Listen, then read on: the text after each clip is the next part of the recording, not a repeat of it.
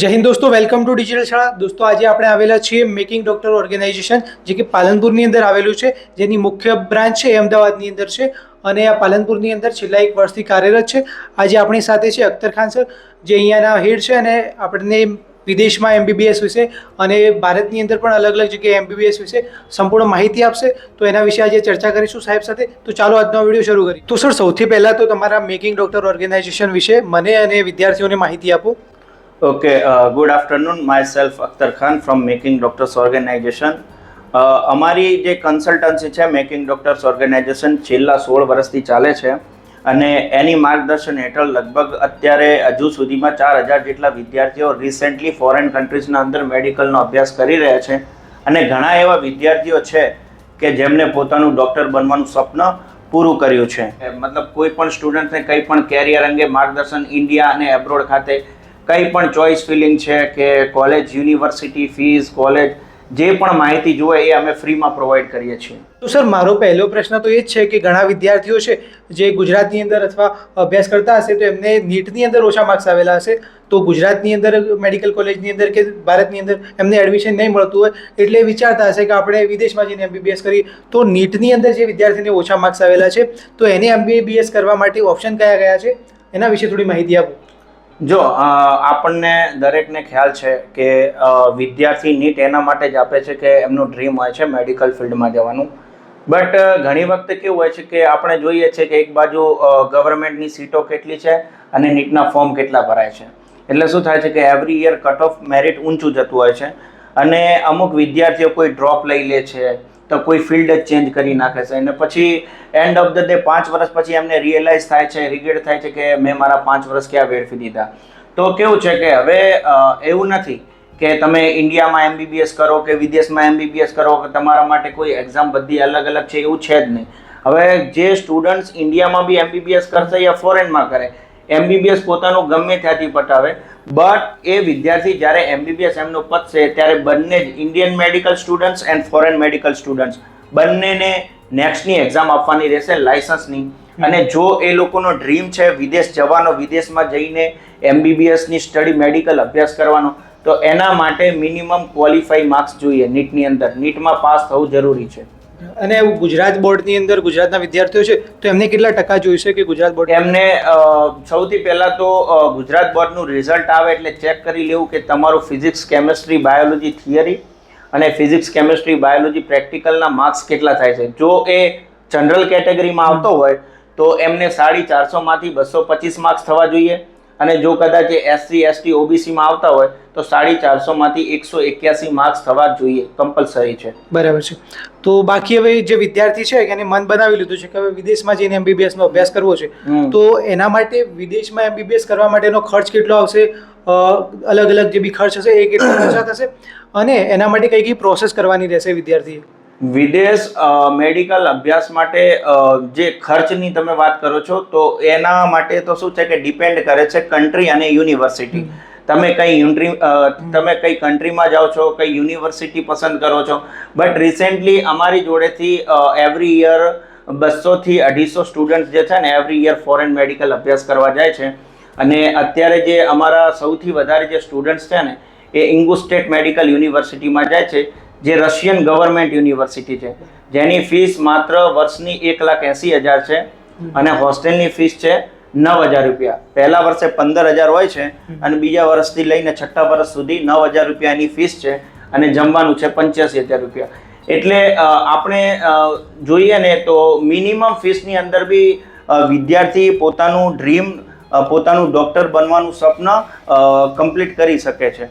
જે વિદ્યાર્થીઓનું બજેટ લો છે બટ જેઓ ટેલેન્ટેડ છે, જેઓને ક્યુરિયોસિટી છે ડૉક્ટર બનવાની, તો તેઓ વિદ્યાર્થીઓ ફોરેનમાં આવી યુનિવર્સિટીમાં જઈ શકે છે. તો સાહેબ, તમે વાત કરી વિદેશની જે રશિયાની યુનિવર્સિટી, તો અહીંયા તમારી સંસ્થા દ્વારા કયા કયા દેશોની અંદર એમબીબીએસની જે સુવિધા છે એ પૂરી પાડવામાં આવે છે?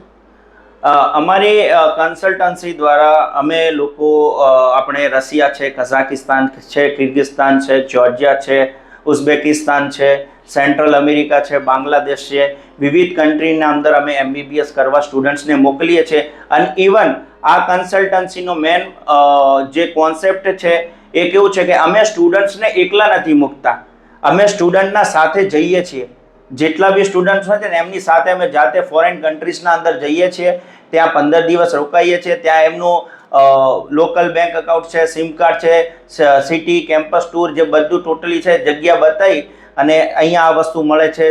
15 દિવસ ત્યાં રોકાઈને એમને બધું ત્યાં બતાવીને રિટર્ન પછી 15 દિવસ પછી અમે લોકો ત્યાંથી રિટર્ન આવતા હોઈએ છીએ. એના પછી સર કે જે આ વિદેશમાં જે વિદ્યાર્થીઓ MBBS કરવા માટેનું વિચારી રહ્યા છે તો એમને વિદેશમાં MBBS કરવા માટે કઈ કઈ સ્કોલરશિપ મળવાપાત્ર છે અને કઈ કઈ લોન્સ વગેરે જે છે એના વિશે થોડી માહિતી આપો, જેથી જે વિદ્યાર્થીઓની ફાઇનાન્શિયલી જે પોસિબલ નથી તો એમને કયા કયા આર્થિક સહાય પણ મળી શકે છે એના વિશે માહિતી આપો. ઓકે. હવે સૌથી પહેલાં તો જે વિદ્યાર્થીઓ વિદેશમાં જવા માંગે છે અને એમની જોડે એકદમ બજેટનો ઇસ્યુ છે તો એમના માટે ગવર્મેન્ટ લોન આપે છે, ગુજરાત ગવર્મેન્ટ સમાજ કલ્યાણની. એમાં કેવું છે કે સૌથી પહેલાં તો તમારું બોર્ડના અંદર 60% ઉપર હોવા જોઈએ, પ્લસ તમારા જોડે કોઈ પણ 15 લાખની પ્રોપર્ટી હોવી જોઈએ, અને સેકન્ડ તમારી આવક વાર્ષિક 6 લાખ કરતાં ઓછી હોવી જોઈએ. બરાબર? તો ગવર્મેન્ટ તમને વિદેશમાં અભ્યાસ કરવા માટે 15 લાખની 4%ના સાદા વ્યાજવાળી લોન આપે છે. બરાબર. તો હવે જે વિદ્યાર્થી વિદેશમાં જવાનું વિચારે છે તો ઘણા વિદ્યાર્થીઓ એમ વિચારતા હશે કે વિદેશમાં અભ્યાસ કરવા માટે જવું હોય તો એના માટે IELTSની એક્ઝામ વિશે ઘણા વિદ્યાર્થીઓ વિચારતા હોય, તો અહીંયા IELTS જરૂરી છે વિદેશમાં MBBSના અભ્યાસ કરવા માટે જવા માટે? ના, એવું કંઈ નથી. તો જે ઘણા એવા વિદ્યાર્થીઓને ડાઉટ્સ હોય છે કે લાઈક વિદેશમાં MBBS કરવા જવું છે તો IELTS કે PTE છે આવી પરીક્ષાઓ આપવી પડે છે. ના, એનો કોઈ ઇસ્યુ નથી. તમારે સૌથી પહેલાં તમે નીટના અંદર ક્વોલિફાય હોવા જોઈએ અને તમારું PCB પ્રેક્ટિકલ અને થિયરીના 50% હોવા જોઈએ, તો તમે એલિજિબલ છો. Foreign countries like Russia, Kazakhstan, કિર્ગિસ્તાન, Georgia, Uzbekistan, central America, Egypt આવી કન્ટ્રીઝના અંદર IELTSની કોઈ જ જરૂર નથી. પછી અહીંયાથી અભ્યાસ કરવા માટે જવું હોય તો એના માટે કઈ ડોનેશન વગેરે હોય છે, એના વિશે જે પણ માહિતી હોય? ફોરેન કન્ટ્રીઝ માટે ફોરેન કન્ટ્રીઝના અંદર એડમિશન લેવા માટે કોઈ ડોનેશન હોતું નથી. જે લીગલી જે ફીઝ હોય છે એ જ હોય છે, બાકી કોઈ ડોનેશન કે એવું બધું નથી હોતું. અને જે વિદ્યાર્થી વિદેશમાં અભ્યાસ કરવા ઈચ્છે છે તો એને વિદેશની અંદર ભાષા અલગ હોય, એની કલ્ચર અલગ હોય, તો એના માટે બેઝિક જે સ્કિલ અને એની લાયકાત કઈ કઈ હોવી જોઈએ અને એના વિશે અહીંયાથી તમને કઈ હેલ્પ મળે છે કે એ વિદ્યાર્થીને બધું ક્યાંથી શીખવું ત્યાં સેટ થવા સુધીમાં? હા, એમાં કેવું છે કે વિદ્યાર્થીઓને ફોરેન કન્ટ્રીઝમાં જતા પહેલાં એ લોકોને એક ડાઉટ્સ હોય છે વાલીઓને કે ત્યાં જશે તો ત્યાંની લેંગ્વેજ કેવી હશે, ત્યાંના વ્યક્તિઓ કઈ રીતે વાત કરે છે. તો એના માટે લાઈક કેવું છે કે અમે સ્ટુડન્ટ્સ માટે સૌથી પહેલાં જે છે ને એમને મોકલતા પહેલાં 45 ડેઝનું પ્રી મેડિકલ ઓરિએન્ટેશન પ્રોગ્રામ ચલાવીએ, જેમાં કેવું છે કે સ્ટુડન્ટ્સને પહેલાંથી જ એનું આખું બેઝિક તૈયાર કરવામાં આવે છે. લાઈક MBBSના જેટલા બી સબ્જેક્ટ છે, એનાટોમી, ફિઝિયોલોજી, બાયોકેમિસ્ટ્રી, રોજનું રોજ 3 કલાકનું લેક્ચર હોય છે. પછી એમને સ્પોકનના ક્લાસીસ ચલાવવામાં આવે છે, કારણ કે ઠીક છે ઇંગ્લિશ મીડિયમનો સ્ટુડન્ટ હોય તો આટલું બધું એને ડિફિકલ્ટ ના પડે, બટ કોઈ ગુજરાતી મીડિયમનો સ્ટુડન્ટ હોય તો એ ઇંગ્લિશ મીડિયમના અંદર સ્ટડી કરવા જાય તો એને થોડું ડિફિકલ્ટીસ આવે છે. તો એના માટે અમે ત્યાં અમદાવાદ અમારી હેડ ઓફિસમાં 45 દિવસ માટે સ્પોકનના ક્લાસીસ છે. પછી હોસ્પિટલ વિઝિટ છે. હોસ્પિટલ વિઝિટની અંદર અમે લોકો ડૉક્ટર પેશન્ટ જોડે કઈ રીતે કમ્યુનિકેશન કરે છે, પ્રેક્ટિકલ્સ વગેરે બતાવીએ છીએ.